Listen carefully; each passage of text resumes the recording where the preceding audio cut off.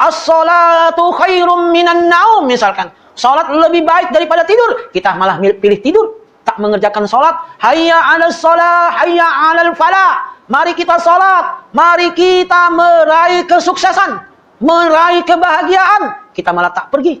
Kita tak pergi ke masjid melaksanakan salat.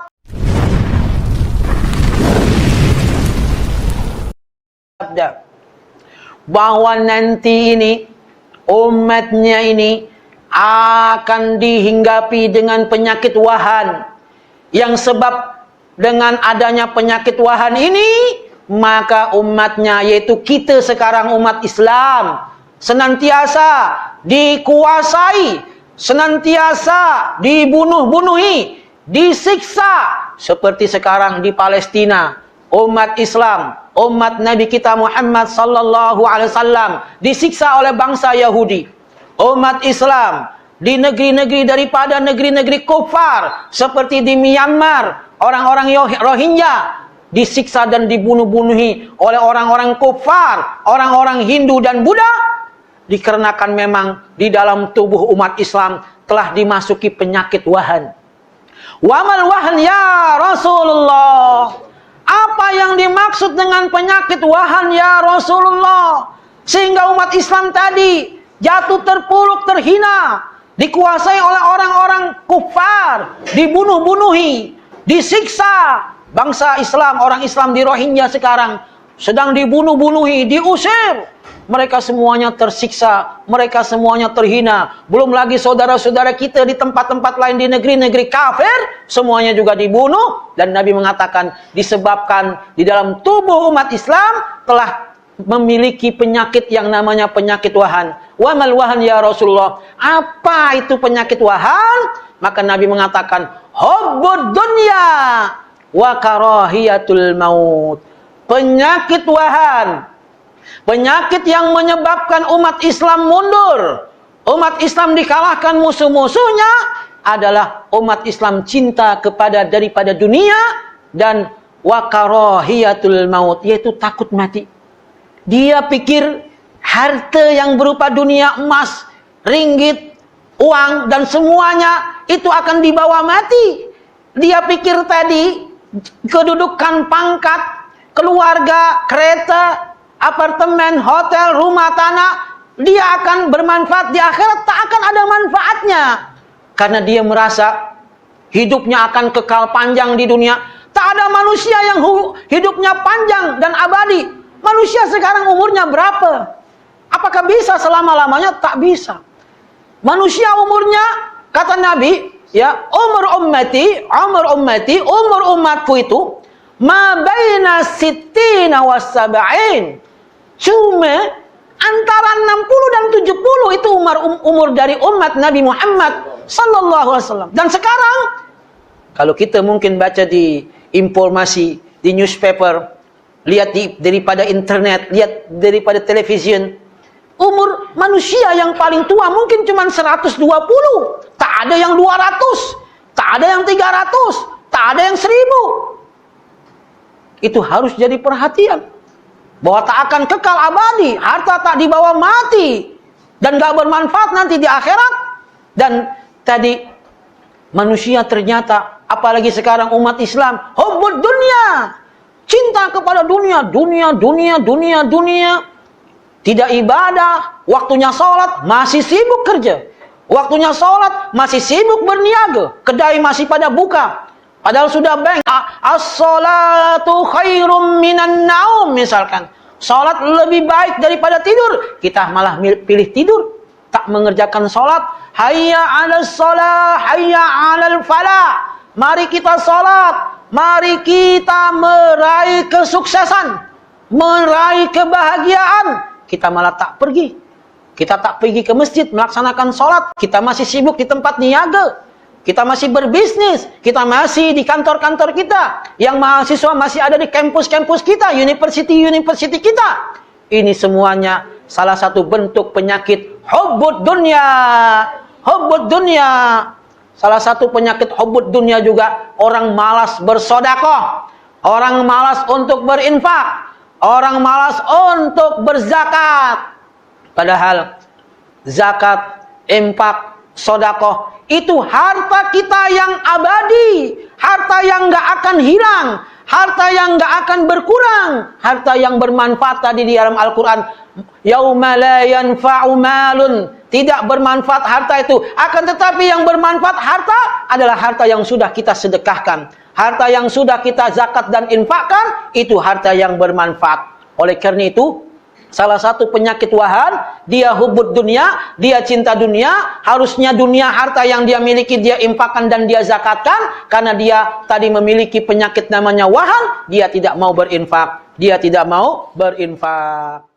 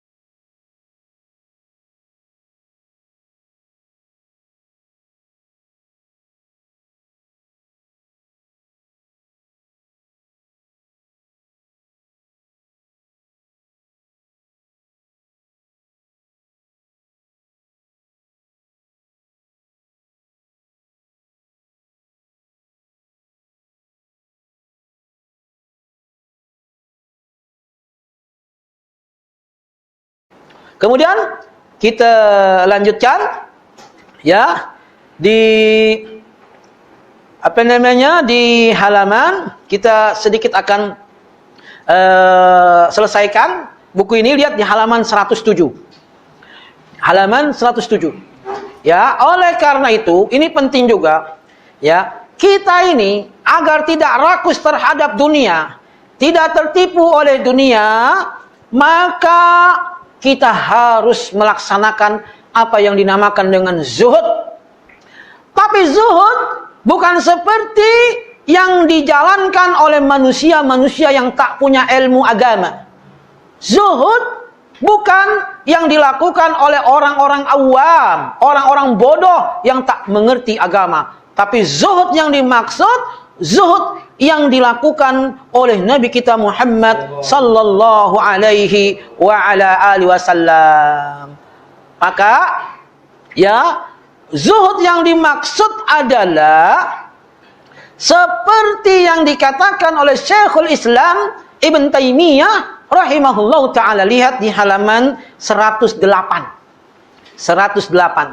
Ya, yaitu zuhud yang harus kita jalankan adalah zuhud yang sesuai dengan syariat Islam, yang sesuai dengan syariat Allah dan Rasulnya sallallahu alaihi wa ala wasallam, yaitu definisi atau arti zuhud yang sebenarnya, yaitu engkau meninggalkan segala sesuatu yang tidak bermanfaat di akhirat dan hatinya yakin serta percaya dengan apa yang ada di sisi Allah Subhanahu wa ta'ala.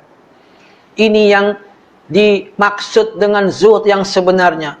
Dengan kata lain, ya, zuhud itu kita boleh cari dunia, kita boleh cari harta, kita boleh bekerja, berniaga, mendapatkan uang. Tapi jangan sampai harta, niaga, kerja kita, uang kita melupakan akhirat. Karena salah juga. Zuhud yang salah itu dia tak bekerja. Dia di masjid tak mau kerja. Katanya saya mau ibadah saja kepada Allah.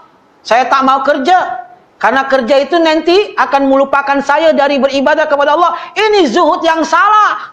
Zuhud yang benar seperti zuhudnya Abdurrahman bin Auf radhiyallahu taala anhu, dia boleh bekerja, berniaga, dia jadi orang kaya. Tetapi keuntungan berniaganya, kekayaan dan hartanya, dia infakkan di jalan Allah untuk beribadah kepada Allah Subhanahu wa taala, yaitu tadi meninggalkan sesuatu yang tidak ada manfaatnya untuk negeri akhirat. Tetapi untuk negeri akhirat tadi yang bermanfaat adalah ibadah, zakat. Orang tak akan mampu berzakat apabila tak punya uang. Orang tak akan mampu bisa melaksanakan umrah, melaksanakan ibadah haji kalau tak punya uang. Maka kita boleh mengumpulkan uang, mencari uang, bekerja, berniaga, mencari dunia sebanyak-banyaknya untuk kita pergunakan bekal negeri akhirat, dan kita jadikan dia manfaat. Kita jadikan harta sebagai pendukung kita untuk negeri akhirat, untuk negeri akhirat. Allah Subhanahu wa taala berfirman, ya wabtaghi fima atakallahu darul akhirah wala tansa nasibaka minad dunya. Dan carilah oleh kalian, wabtaghi fima atakallahu darul akhirah, carilah oleh kalian apa-apa saja yang Allah berikan kepada kalian untuk negeri akhirat. Allah berikan kepada kita kesehatan, maka kita jadikan kesehatan kita untuk bekal negeri akhirat. Badan yang kita miliki sehat, kita pergunakan untuk sholat, beribadah kepada Allah. Allah memberikan kita sehat, umur panjang untuk kita pergunakan